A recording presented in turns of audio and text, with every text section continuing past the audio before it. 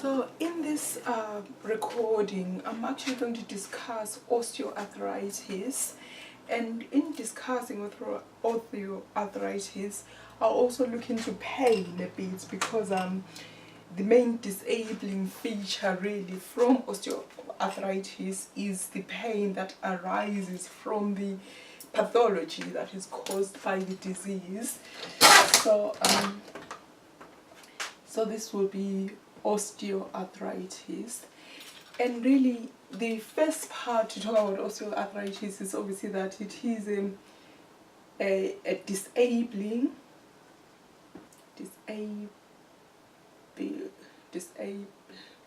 disability causing disease of the joints. And the disability that arises is due to pain and underlying pathology.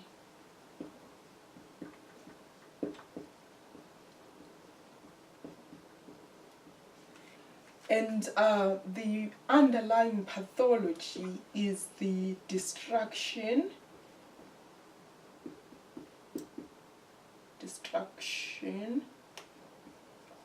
of the joint space,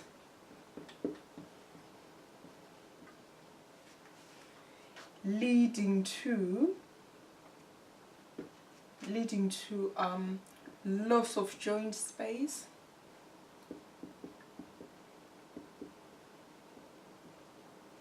it also leads to the formation of osteophytes, osteophytes, and indeed subchondrial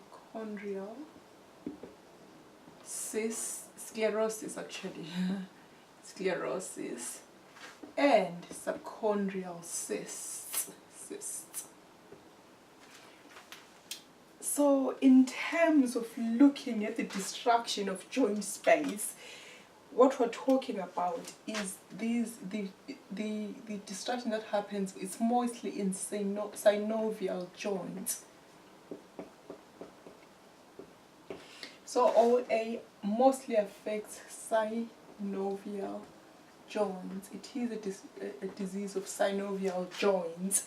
And if we were to quickly review the anatomy of synovial joint, is perhaps if we use the knee quickly, because it's the one that has a much easier anatomy to draw.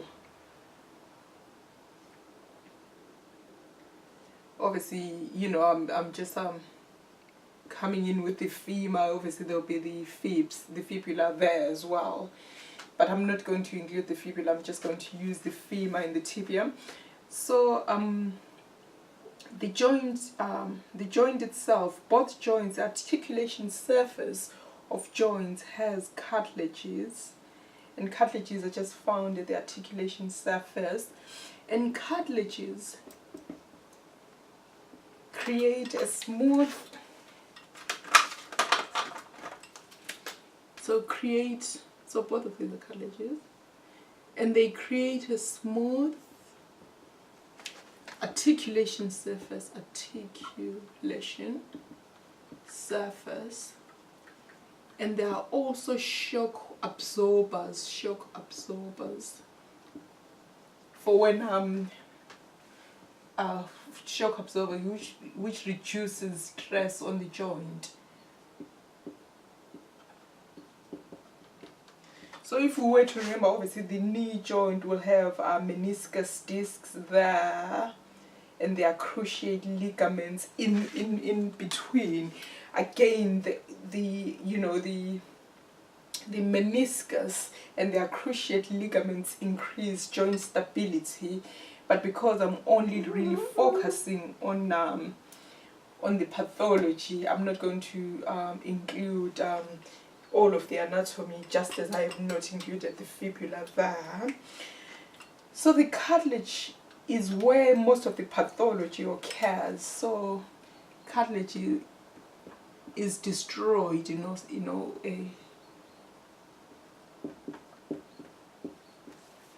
Again, joints also have, particularly synovial joint, because so this will be synovium, the fluid in the joint, and then there will be the synovial membrane there covering the joint, and then there will be ligaments and the capsule again enclosing that joint. The ligaments are attach the joints together, and then the capsule encloses that joint to again increase stability. So we'll have synovium, which has cells that produce synovial fluid, which again allows for easy range of movement and allows for reduced stress when the joint is moving. So synovium will have this is the synovium membrane as well, synovium and membrane, and then we'll have the ligaments and capsule, which provide stability. I've covered this before, so I'm not going to cover it again. So this will be bone and another bone. So another important feature really are the blood vessels and nerves. So we have blood vessels and nerves. So obviously the blood vessels will bring in nutrition and oxygen, and eliminate waste, take away waste products, as in dead cells and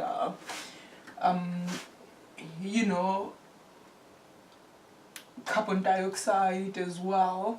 So nerves, the nociceptors, like nociceptor receptors. So what happens in I just want to make sure that I've covered everything. So blood vessels and nerves, and we'll have the capsule. I just want to cover all the bits that get affected in OA. So what happens in OA is that obviously that joint space as well also has cells such as osteoblasts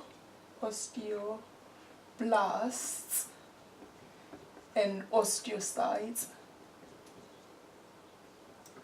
that are for bone homeostasis. And then we'll also have chondrocytes that secrete cartilage. So cartilage is important because it's the one that's destroyed. So cartilage is secreted by chondrocytes. I don't know why I keep forgetting chondrocytes.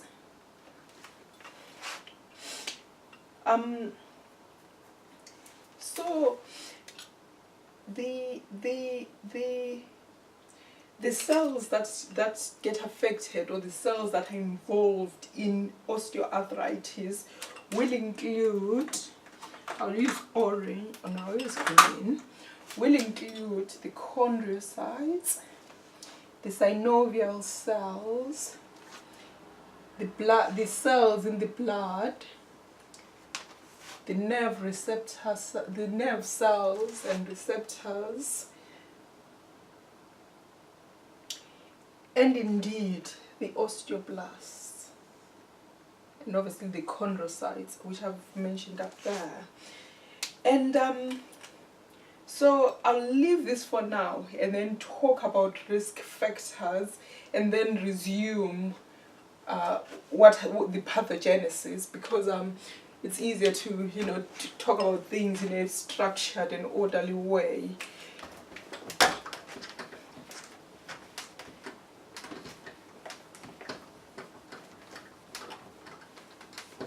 So the risk factors that we see in OA will include being female, postmenopausal,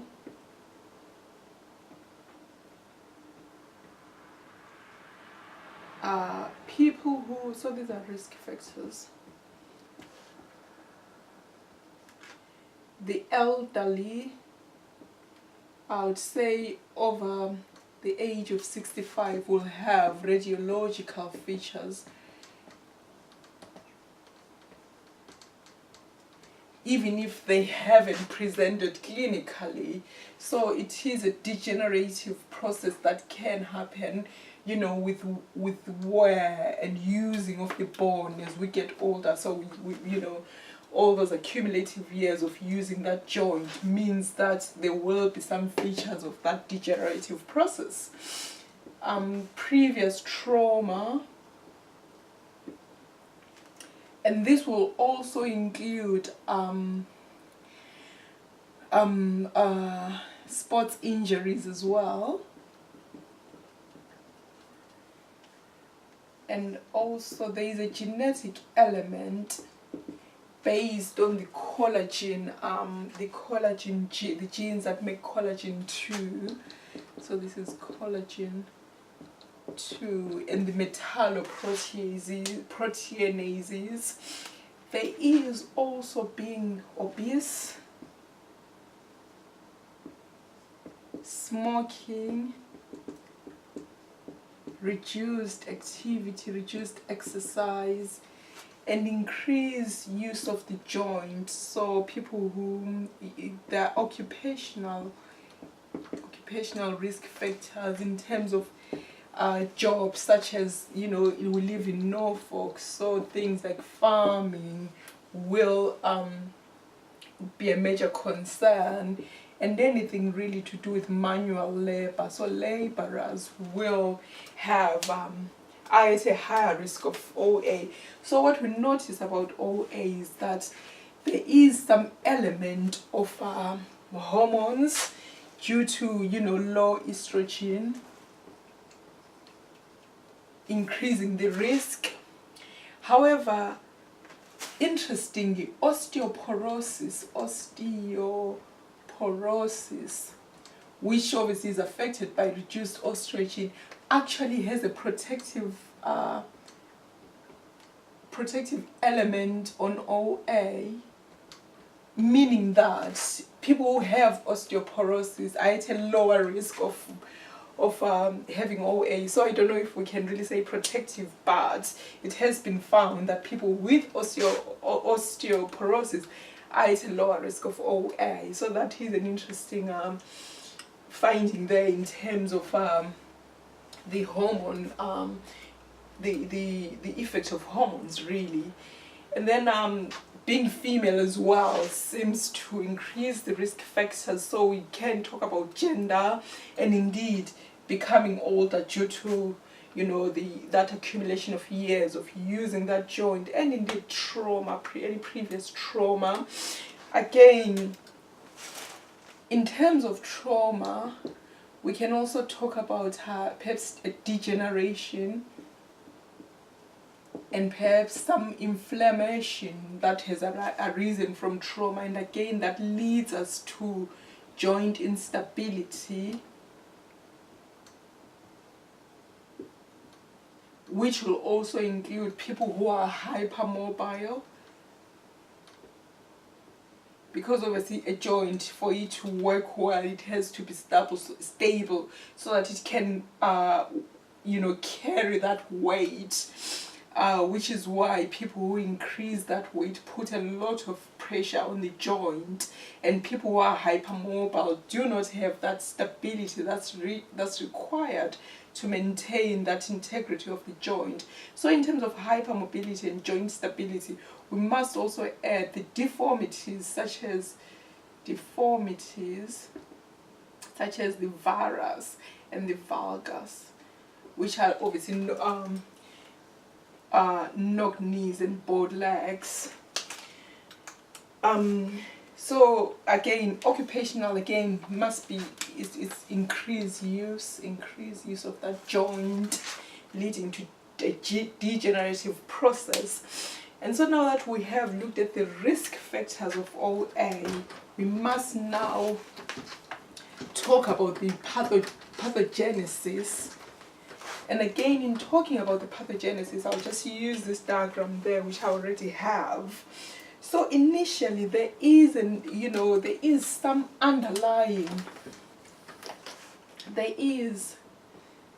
some underlying, or in fact, actually, OA can either be a primary, can either have a primary OA, which has, is idiopathic and there is no underlying cause really. However, even though it's idiopathic, there is usually some underlying secondary inflammation that is there, or a trigger process that then triggers the pathogenesis of the disease. It can also be secondary, and secondary will be due to another joint disorder, another joint disease such as RA, or any inflammatory arthropathy, or indeed crystals, diseases that have crystals in them, such as calcium crystals, and also hyperthyroidism, and as well acromegaly. So these are the primary underlying diseases which then lead to a secondary OA. And again, all of this then fits into how the pathology actually happens. So again, another pathology obviously will be trauma. So in terms of how pathology actually happens, we will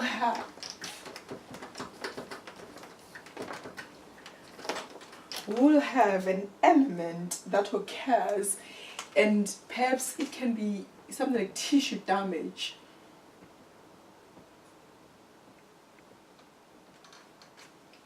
which triggers an inflammation, which activates macrophages and triggers.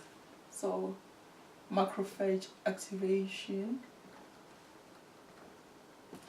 and the trigger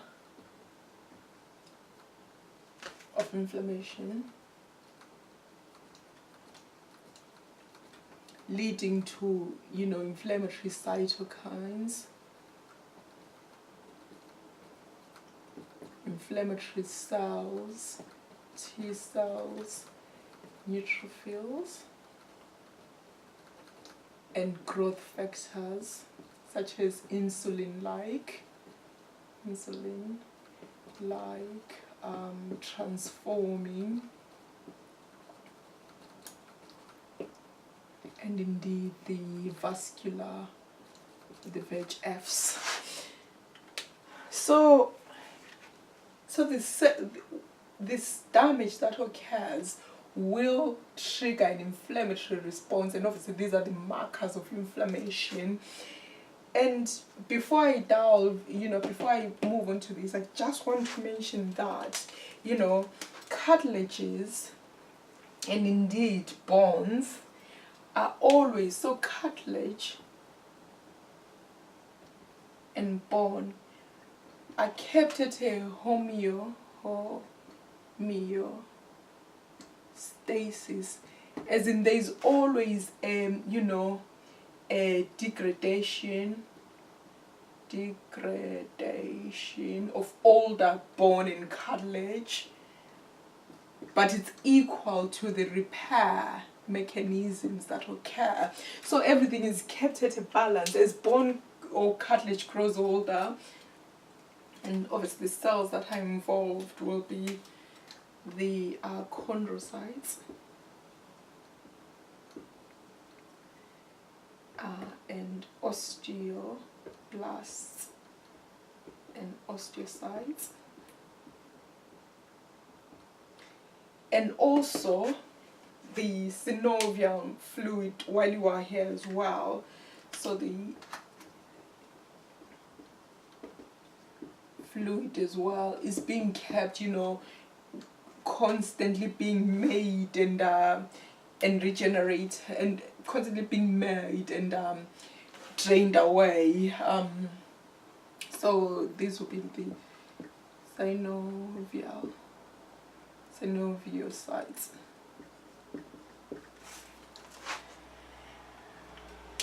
And obviously these processes happen, and they allow for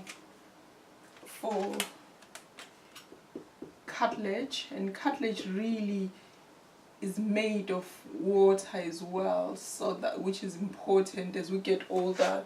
It's made of water and proteoglycans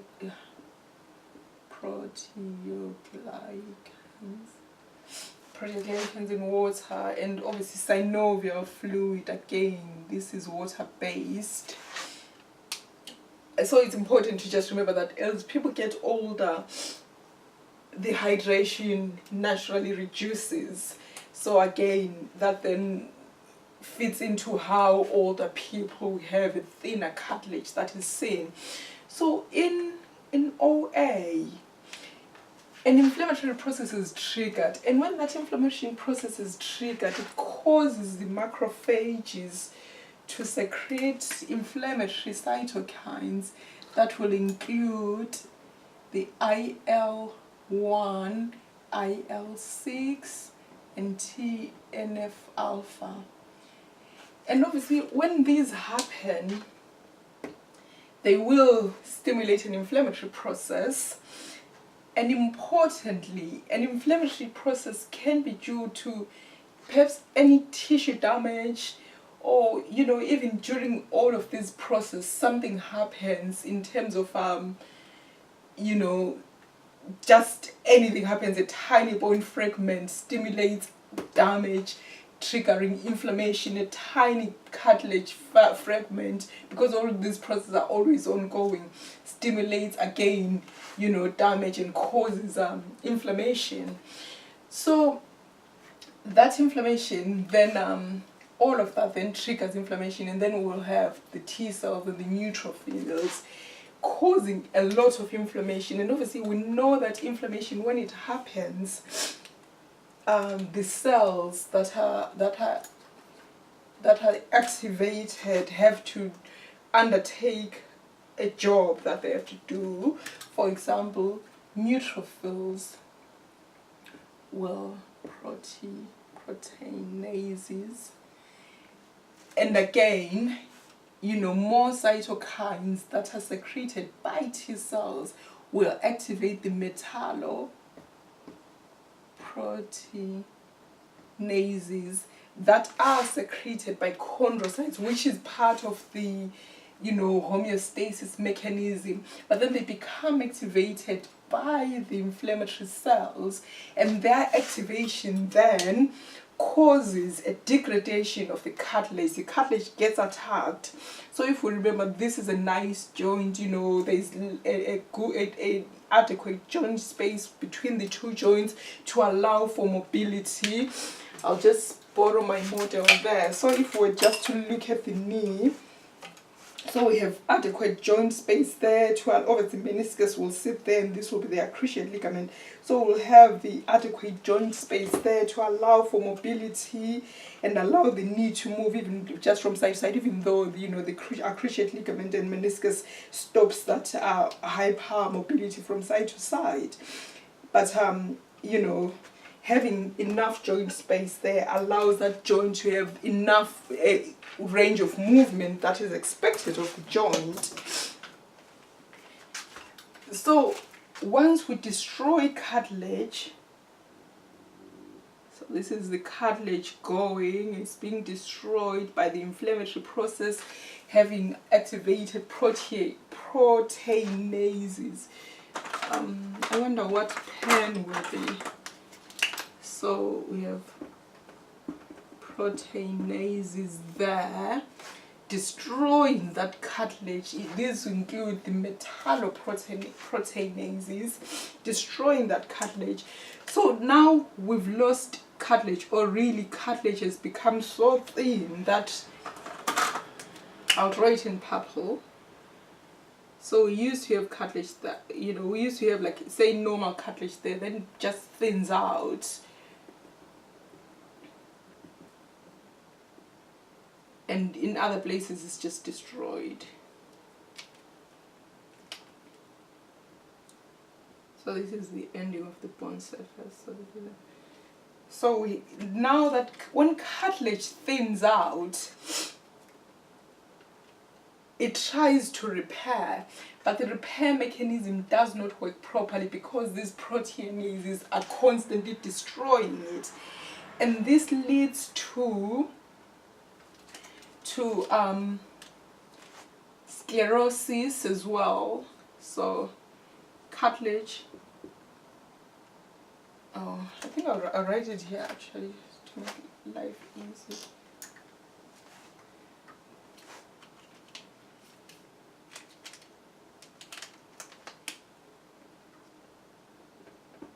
Destroyed by metalloproteinases with thinning and destruction, really. And as that cartilage thins out and gets destroyed, attempted repair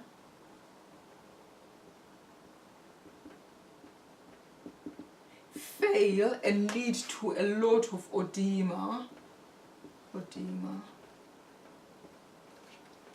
And obviously this then leads to a lot of instability, and then bone as well tries to come in and help out to repair this the process that's going on there, and osteoblasts become activated. So then we activate osteoblasts, which then try to lay new bone. And as they try to lay new bone, because this is a very dysregulated process, you know, bone fragments will stick out there, and there'll be sclerosis, subchondral cysts, and bone fragments, you know, trying to stick out there, and obviously there as well. So until we have, you know, bone on bone,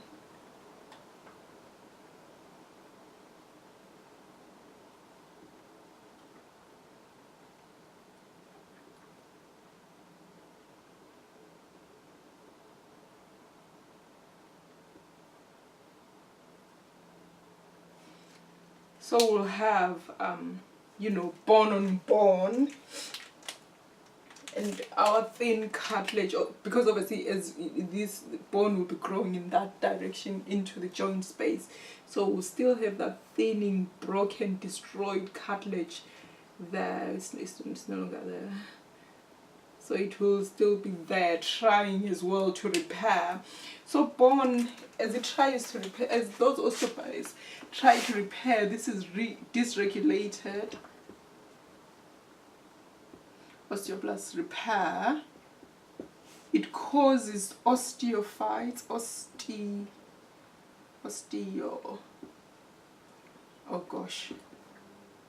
osteophytes, which we see there. So that is an osteophyte. It will also cause sclerosis and cysts, and, you know, just damage really, because again, if we remember, without cartilage, as that joint is being used, it also causes micro trauma into that bone because of the stress that is being caused to the joint due to loss of cartilage, and that cartilage not absorbing the stress and the shock. So osteoblasts are also trying to repair those micro traumas as well, which then you know, just causes all the damage to the bone as well. And then blood vessels obviously are the ones which have those resident macrophages and which bring in inflammatory cytokines and inflammatory cells, so there will be a lot of edema there.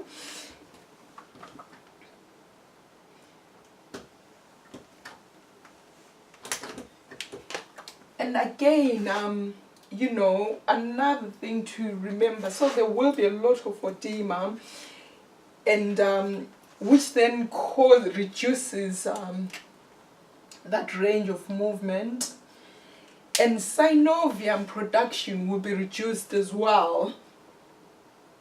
And as well, again, we have, if we remember in the joint, we have the tendons that attach muscle to the bone.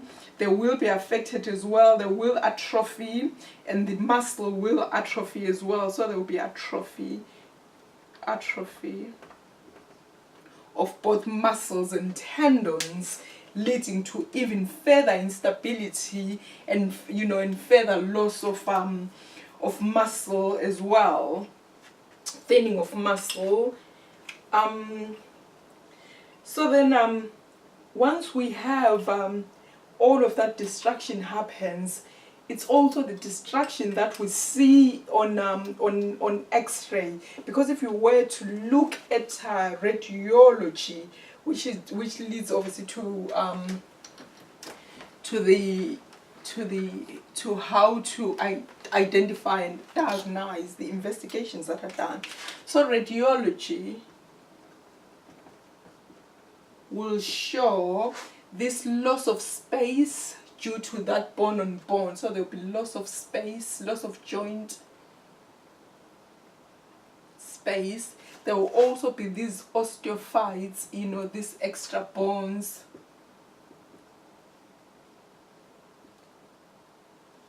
And there will also be sclerosis and subcondylar cysts. So there will be sclerosis and cysts subchondrially, so into under where the normal cartilage used to be. And again, we will also clinically, we will see edema and signs of muscle atrophy and, you know, tissue damage. And if we were to you know, talk about other underlying mechanisms that are causing all of this, you know, including the inflammation and indeed the pain that occurs, we'll find that the underlying inflammation is triggered by the arachidonic pathway, which is due to tissue damage. And like, again, I just want to touch on the arachidonic pathway because I think previously I forgot the name of one of the enzymes. So in terms of the arachidonic pathway, so we will have a lipophosphatase, either A or C, which then forms, again, this is the cell membrane, the biphosphate lipids layer. So it will cause the arachidonic pathway. And